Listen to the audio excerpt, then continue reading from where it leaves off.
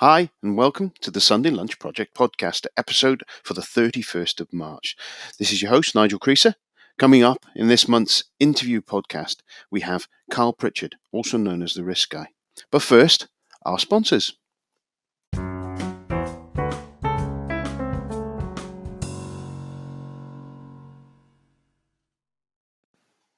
So this month, we're sponsored by my second book, Project Management: The Sketches, a collection of hilarious sketches and songs on the topic of project management. The 5-star customer reviews include, laughed out loud, would recommend to others, 'tis good to look on the bright side of project life. Brilliantly bonkers, project management, not a topic I'd normally find amusing or even vaguely interesting, if I'm honest. Made fun by the liberal application of Python and a clearly dangerously warped mind. Tears in my eyes as my inner voice hummed along to reworked favourites and mouthed cheekily warped classic lines. If this is project management, how do I get the job? So try it out. Pop along to Amazon, you can get a copy there, or Kobo, numerous different places.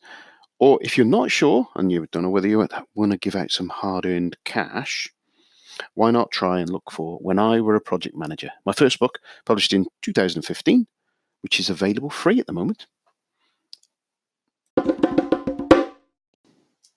In news, so writing has been slow this month.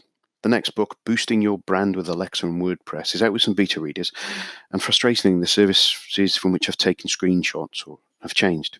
So I'm having a dilemma of whether going back, changing it all, and then you can bet your bottom dollar that the minute that I press the button to publish, they're going to have changed them all anyway. I need to look at it a bit more, make some decisions. I have been working on some presentation material to help demonstrate that project management is funny to go alongside with my books. It needs some work, and I've got some basic ideas. So hopefully later in the year I'll be able to use that, maybe at a conference or in a small room with one or two very trusted individuals. Last month's show didn't get as many visitors to it, listeners to it, as the previous one, but hopefully that's just going to be ebb and flow. If you are enjoying this, and if you've come back and listened to the previous ones, brilliant, thank you. I really appreciate it. Please pop along to whatever tool you use, and if you can give me a review, I'd appreciate it. Share it with your friends, etc., etc. In other news, I had a trip out to Chantilly in French France to work with the global project management and service management community within the company I work for, which was an absolutely fantastic day. We were at the Capgemini's corporate university called Serge Camp Le Fontaine. It was inspiring, tiring, and enjoyable. It was great. That's really it for news. So on to the interview. I'd like to welcome Carl Pritchard onto the Sunday Lunch Project podcast today. Carl is the principal and founder of Pritchard Management Associates. As a lecturer, he's considered a leading authority on risk and communication management and presents on a variety of management topics, from project essentials to the complexities of network diagramming and team motivation. He's worked as an instructor around the world, training some leading international organizations, as well as private clients and the PMI. He's the US correspondent for the UK Project Management Journal, Project Manager Today. And Carl's recorded numerous presentations for international conferences on DVD and developed online training for PMI as well. He serves as on the board of directors for projectconnections.com and presents podcasts for them, and recently recorded an extensive audio training program, the Portable PMP Prep, with Bruce Falk. And he served as a semi-final judge on the PMI's annual Project of the Year competition and the Federal Highways Administration as a judge for their biannual project competition. He regularly consults and coaches on project management, presentation skills, e-learning, course development, and with a variety of organizations. And he holds BA from the Ohio State University and is a project management professional as certified by the PMI. He's authored several texts, including Risk Management Concepts and Guidance, the Project Management Communications Toolkit, the Risk Management Memory Jogger, Project Management Lessons from the Field. He is a dynamic and entertaining and fun keynote presenter, speaker, and trainer.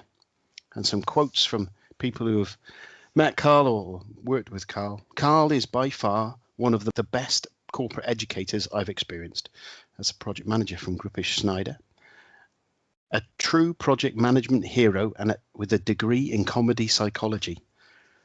A project manager from TSYS. And with over That's my favorite, by the way. That's excellent. With over 2,900 of his students passing the PMP certification. If you're interested, you could be next. And I, having stalked Carl's LinkedIn profile, I also found that in a previous life he was a news director, which is fascinating me. So I think we'll probably get onto that at some point, no doubt. So Carl, it's a pleasure to have you on. Welcome to the show. Wow, thanks. And yeah, I feel like I'm going to bury myself under the weight of my own introduction. Yeah, it's a great introduction. When looking back over your and to be honest, there was more I could have put in, but I thought I'll be spending more time talking about your introduction if I'm not careful than talking to you. So, as you know, I've sent you a bunch of questions. I'm going to rattle through them, and Okay. we can have a chat about your life in project management, and what makes you tick. So, kicking off at the beginning. The birth of Carl Pritchard. Where was that? That was Columbia. Actually, I'm born in Salem, Ohio, but I'm from Columbiana, Ohio. And the reason you've never heard of Columbiana, Ohio, is it is a little map dot. It is a little place nobody's ever heard of. And it was funny because I always tell people, they go, where are you from? Columbiana, Ohio. Oh, Columbus. And it's like, no, Columbiana. It's a little map dot where, oh, my father's biggest just disaster in his life was when he called me up, and I was living in Maine at the time. But Dad called up and he said, it's over. Town's gone to hell. And I said, Dad, what's wrong? And he goes, no, it's over now. And I said, what happened? Two things happened in the same month. And I said, what? He said, one, they put in another traffic signal. Two, they opened a McDonald's. And to him, that was the end of life as we knew it in Columbiana. Yeah, I can get the town I'm from. I'm not sure sizes and difference, but I've got some friends who've come from Manchester, the city of Manchester in the UK, live around the area, and we talk about the fact of where you're meeting and say by the traffic lights, because when I grew up there was only one set of traffic lights in the whole town, and There you go. or by the roundabout, and there was only ever one roundabout when I was growing up. And if I say to someone who grew up in the area, I'll meet you by the roundabout, they'd know exactly where I meant. Anyone who's new to the area in last 20 years would have absolutely they'd just be looking at me dumbstruck. Like, well, of course, there are like 20 roundabouts. Which one do you mean? Yeah, and exactly. I mean the one. Yeah. It was. Yeah, we had a Pelican Crossing. A button crosswalk, and it was kind of like the same sort of thing. When that arrived, it was fascinating. So it's over. Yeah. So you were born in Salem, Ohio. Is that the famous Salem from Stephen King, or is that the different Salem? No. Salem. There's, as a matter of fact, interesting factoid about Salem. They're the most popular city name in the United States is Springfield. Yeah. The second most popular city name in the United States is Salem. Oh, wow. Almost every state has a Salem. Oh, wow. I did not know that. Yeah. See, I've learned something this evening already. Valuable data. Yeah. Hopefully I'll get it on a Who Wants to Be a Millionaire quiz or something like that. Okay. So where are you living now? Are you still in the same area, or have you moved around? No, we moved big time. As you mentioned earlier, I was in radio, so in radio, you just jump from town to town. Mm-hmm.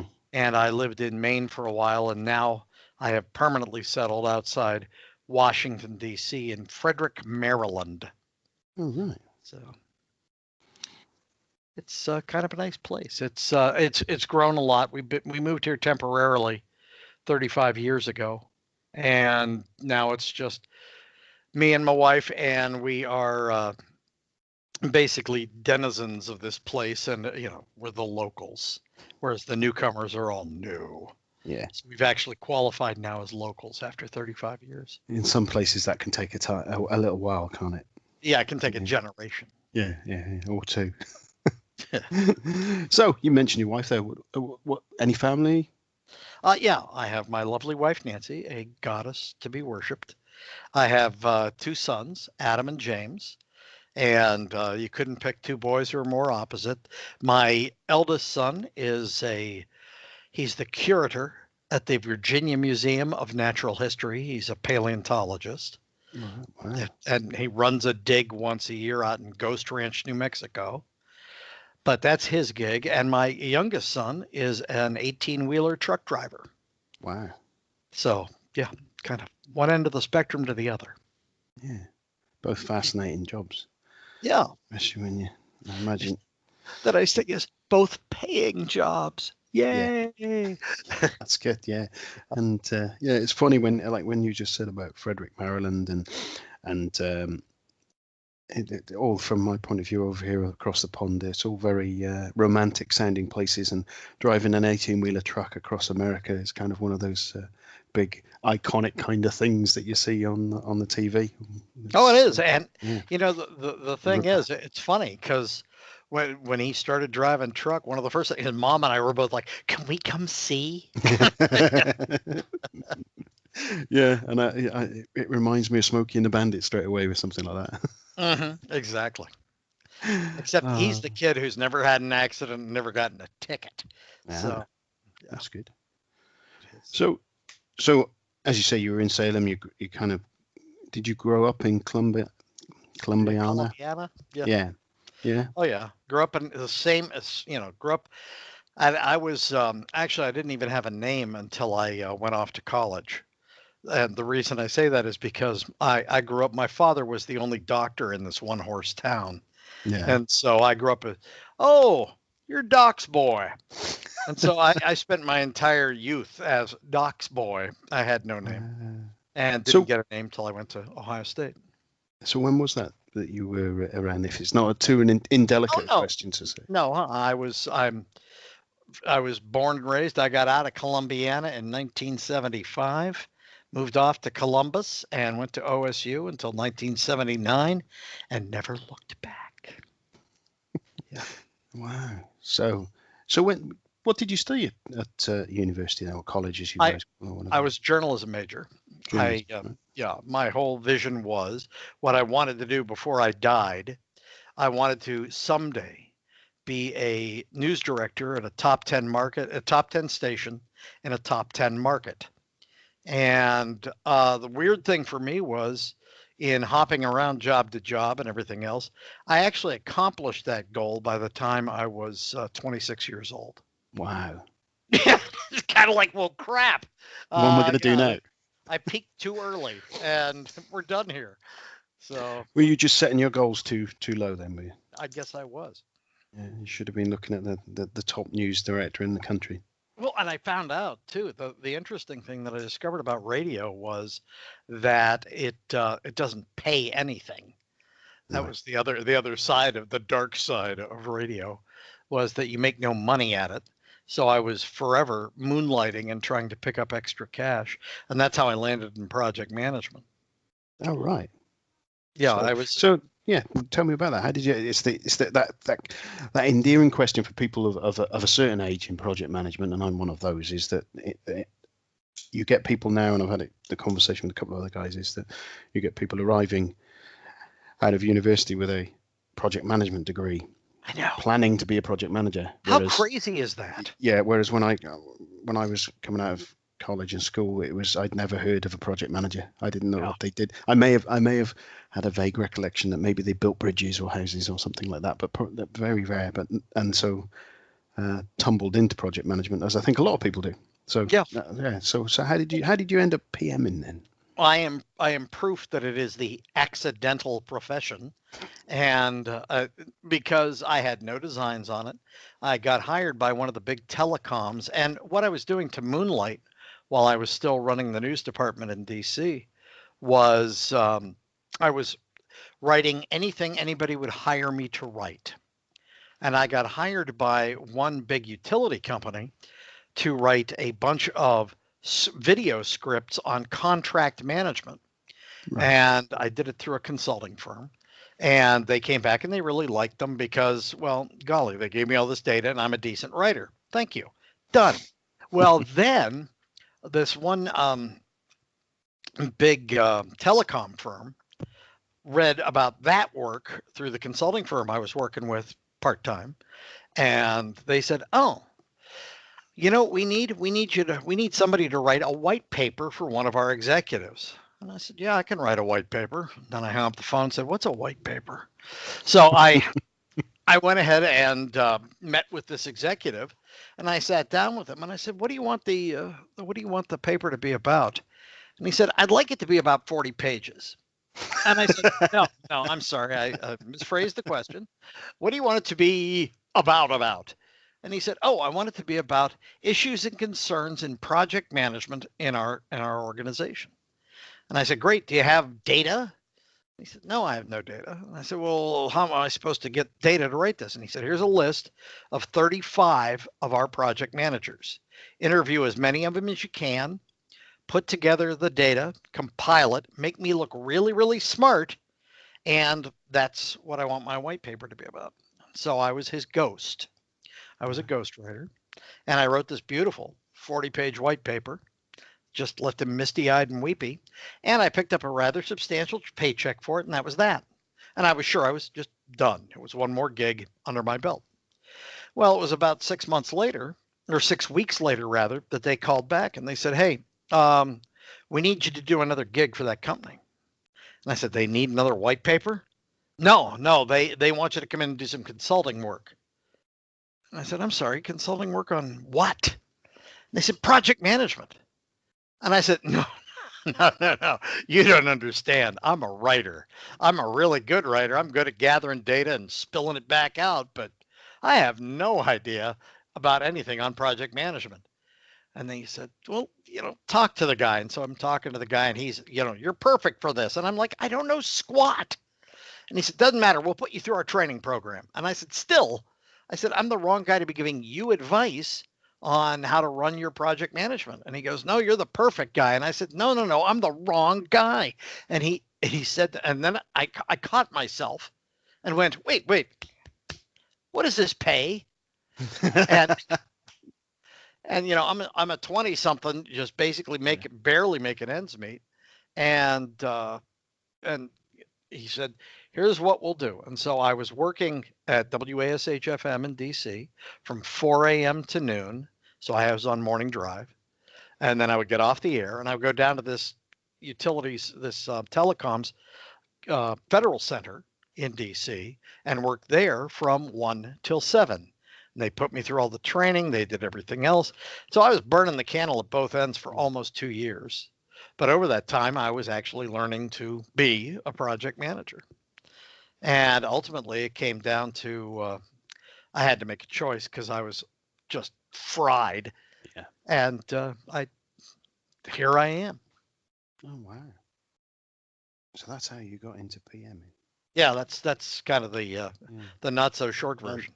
And in some ways, there's a few people who've gone. The why being how much? Oh, exactly. It's always a pertinent question, isn't it? So you mentioned there that the telecoms and obviously the news industry that you worked in. What other industries have you worked in across that time?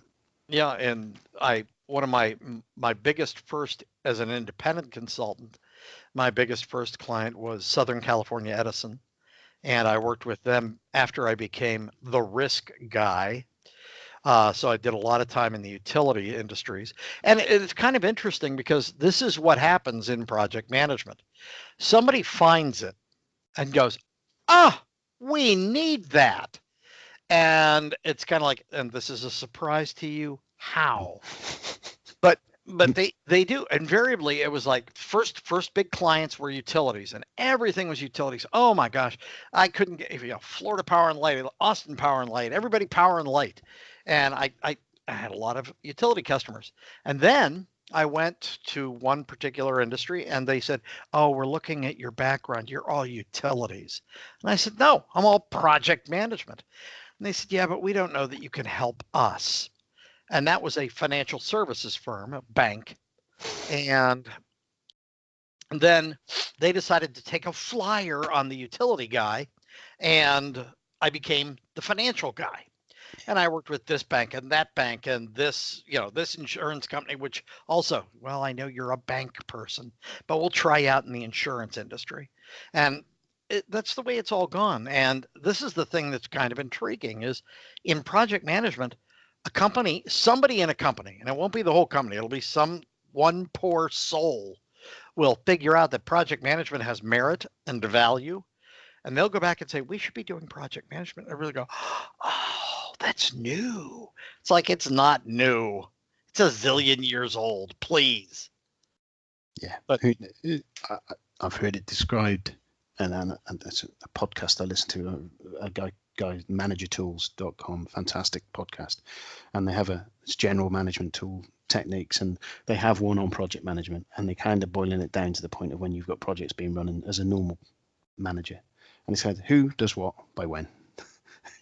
Fundamentally that's what it is, and then what's going to stop who's doing what by when, and try and stop them things happening. You get some more devil in the detail, but it's as you say. So someone's going to build a bridge in the Roman times. Well, who's going to do what by when? That's it, isn't it? Yeah. And that we didn't always have the right title, some of them it was just Your Majesty, but there's always been somebody in charge, and somebody trying to make sure things don't go off the rails. Yeah. Wow. So you say you're working in those industries. So what was that? Was that sort of hardware type thing, software, or was it what kind of sort of product specialist, or was it varied with you in those industries? Almost everybody who has hired me to do some kind of analysis initially, and then that lasts for about a month, and then they go, oh, you know what, you're kind of a funny guy. Do you ever train this stuff? And I wind up being that in-house trainer. Oh wow, that's my lot in life. Yeah. And I love it. I do. I think training is so much fun. And it's a great, and you can do a lot of influence from that, can't you? Yeah, you can make a lot of difference in the change industry. Culture. Yeah, that's true. So you mentioned the telecoms company where you were strong-armed into project management into that company. So I'm assuming that was where your first project that you would have been. What was that project? Actually, yeah. And it goes back to, it was a writing project. It was to develop their 19-volume project management methodology. Right. It was actually to craft that. So that was my first big thing that I was doing. And it's funny because this is back in the dark ages when computers were not as advanced as they are now. And this is also then what led to, they wanted their curriculum to be e-learning. And nobody had done e-learning at that point. E-learning was not cool at that point. So they wanted it all rendered as e-learning. And we were the ones basically in the early 90s pioneering the notion of, okay, how do you actually make it e-learning and still make it full contact?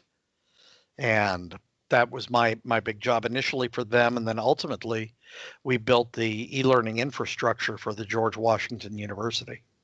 Oh, wow. Yeah, which was kind of cool.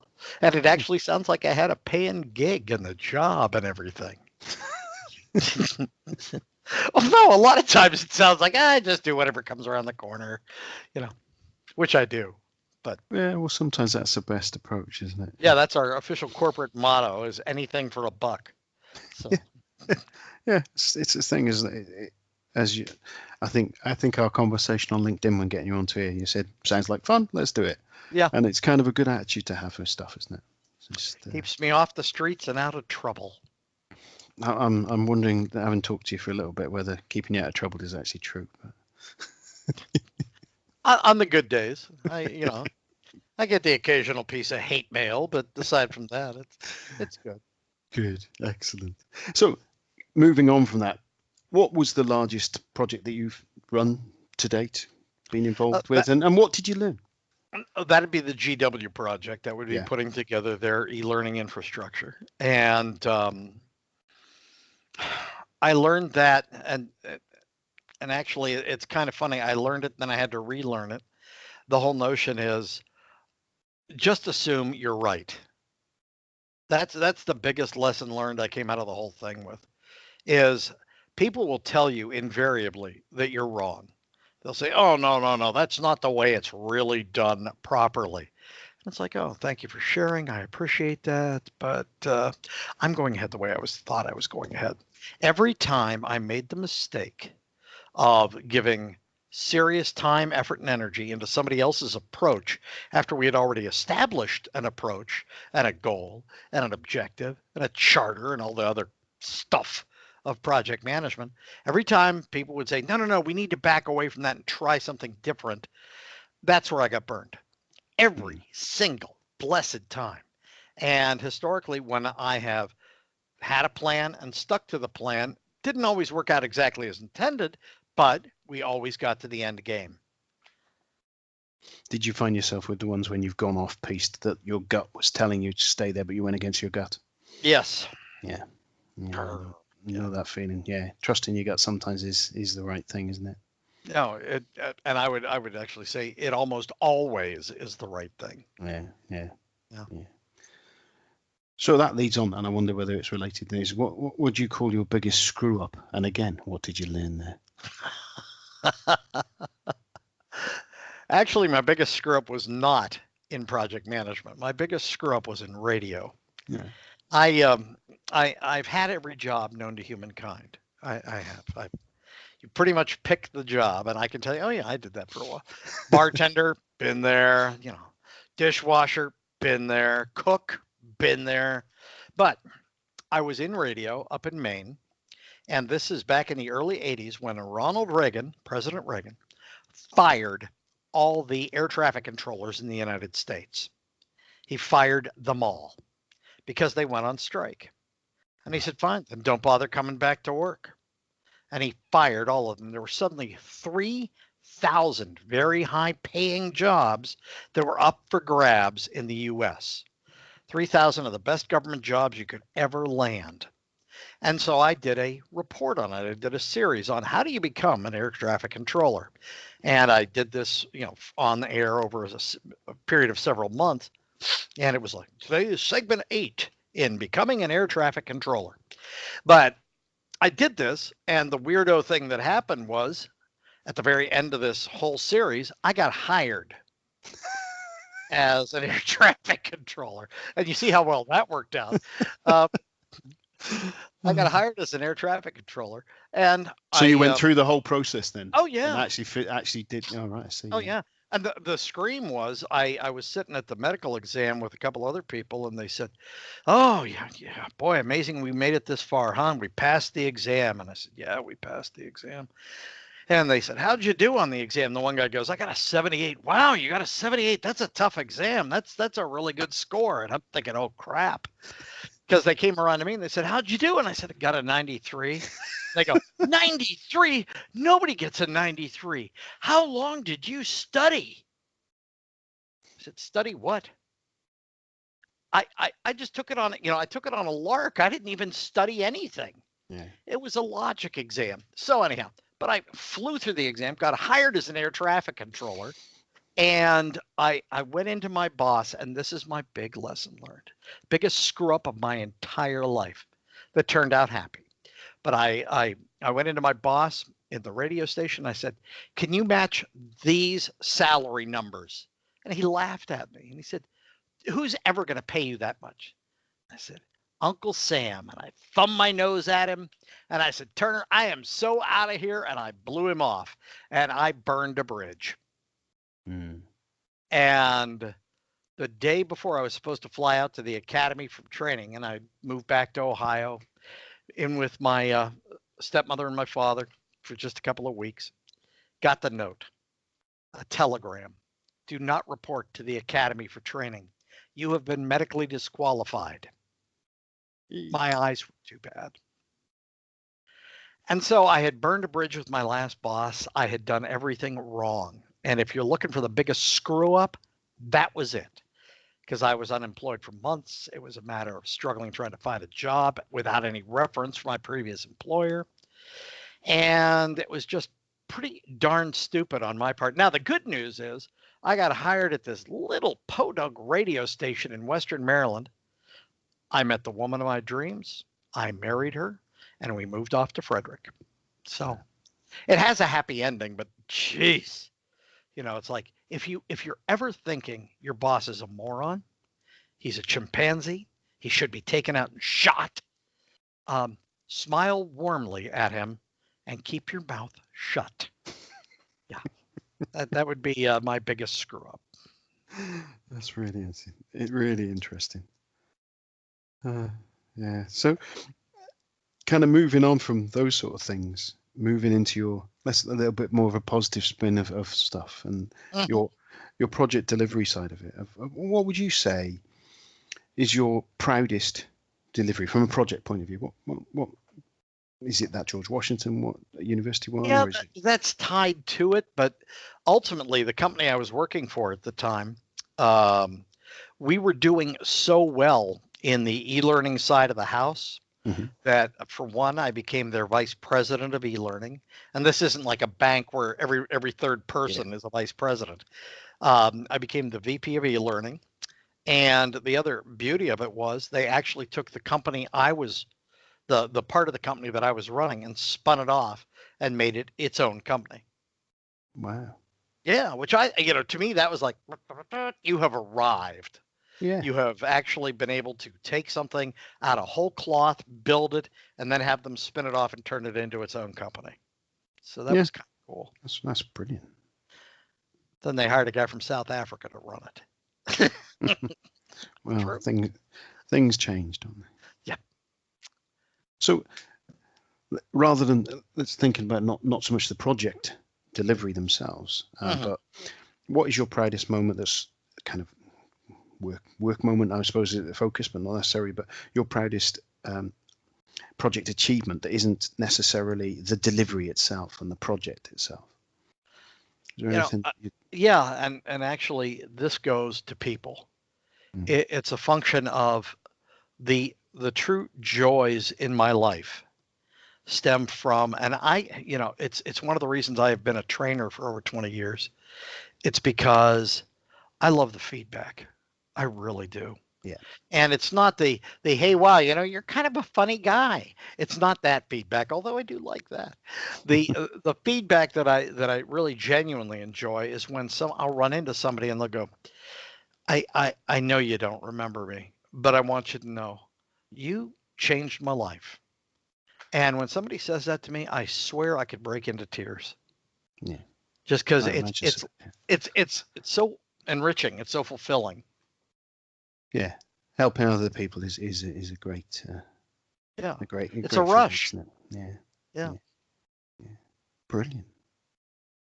So obviously one of my questions is, why did you start writing and blogging? Well, you were destined to write anyway, weren't you? And your blog kind of flows off the back of that. And you looking at the different things, I've got kind of a bit of a contentious question here. Okay. So, certification. Yeah. How many project management certifications do you have? Why have you got them, and which one is best? I have 2. I had 3, and I let one lapse. I have the PMP. I have the PMI RMP, which is the Risk Management Professional, which is what frankly, most people know me as the risk guy. Yeah. Over in the UK, you've got David Hilson, who's the risk doctor. Yeah, I'm the risk guy. So that kind of makes the distinction between the two of us.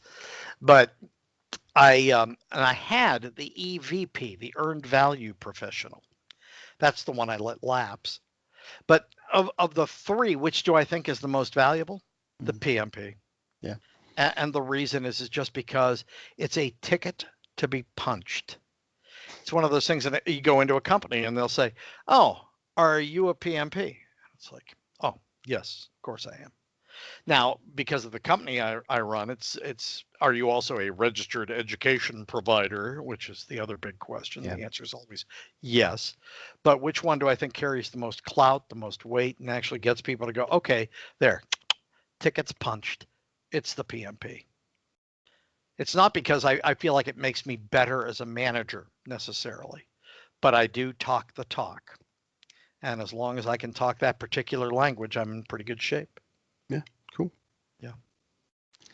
So, what was the last project podcast you listened to? Wow.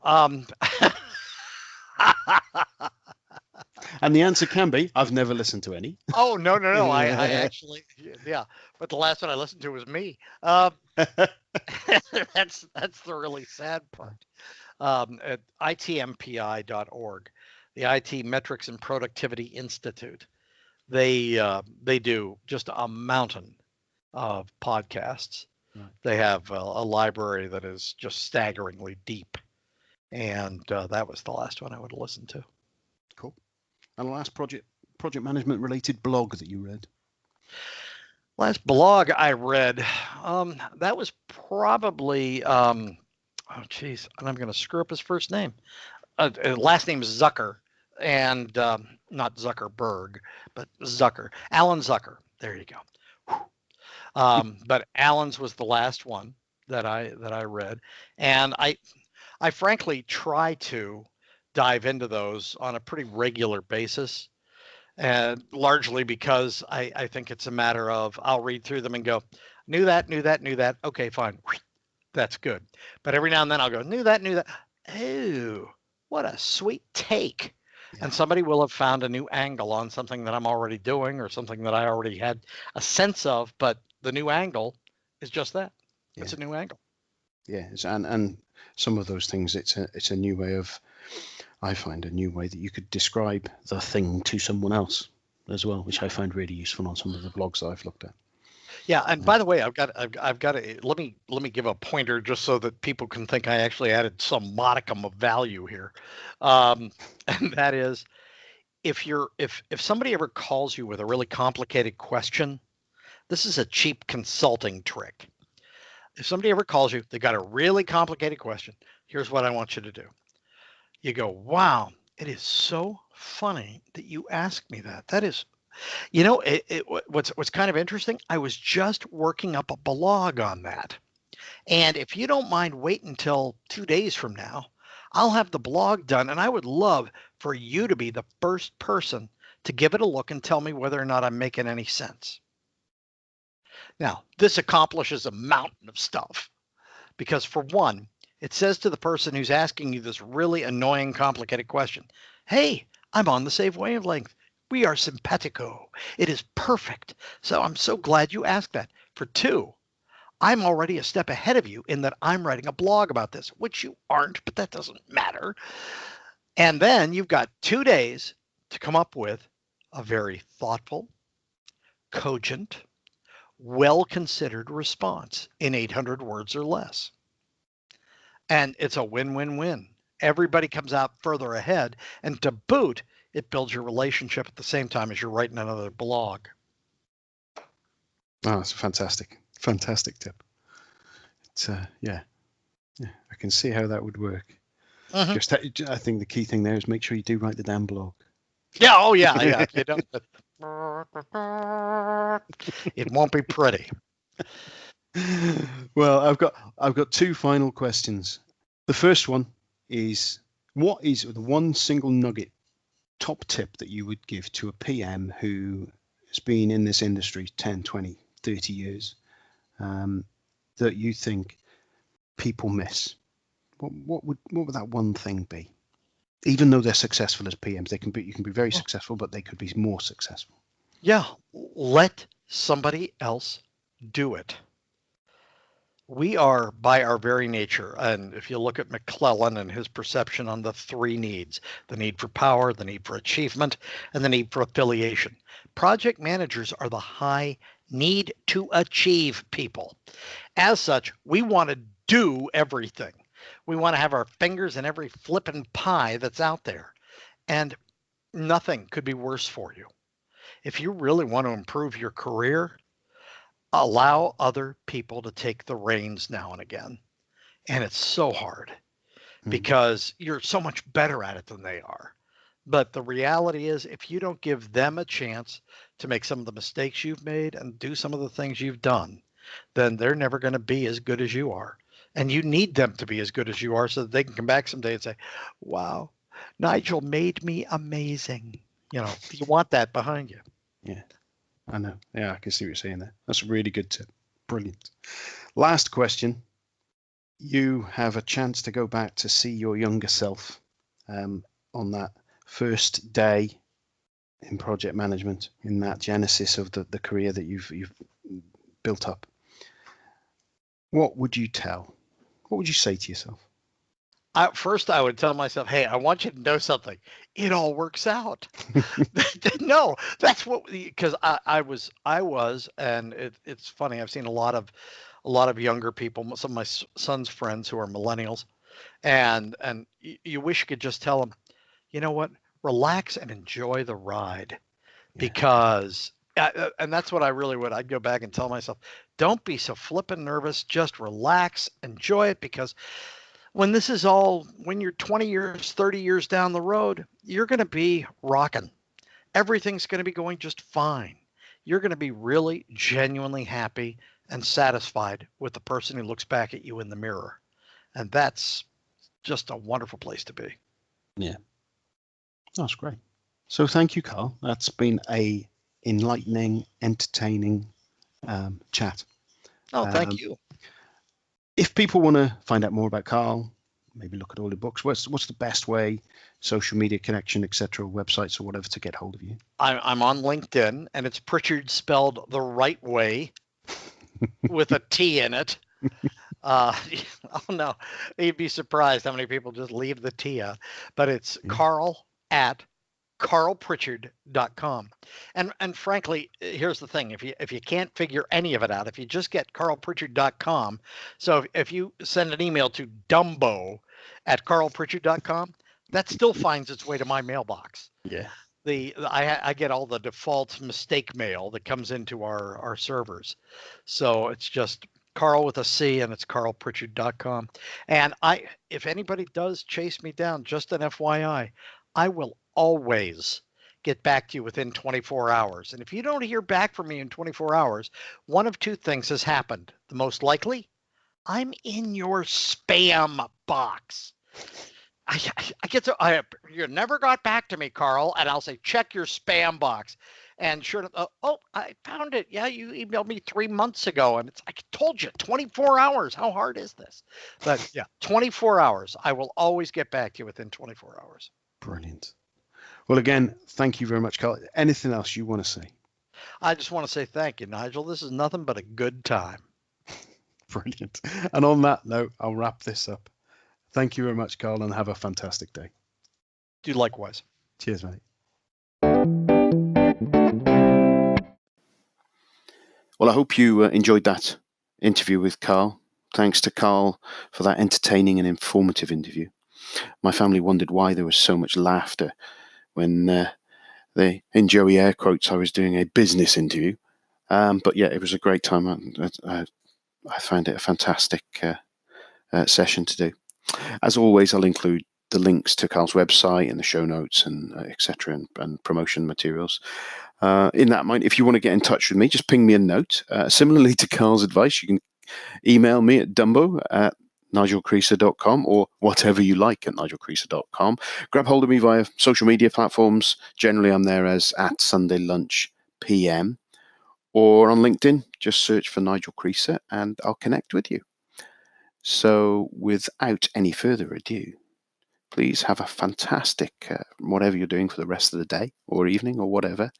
And remember that project management is funny. So smile. Bye now.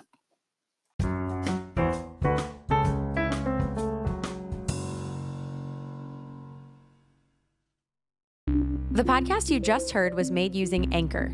Ever thought about making your own podcast? Anchor makes it really easy for anyone to get started. It's a one-stop shop for recording, hosting, and distributing podcasts. Best of all, it's 100% free. Sign up now at anchor.fm/new. That's anchor.fm/new to get started.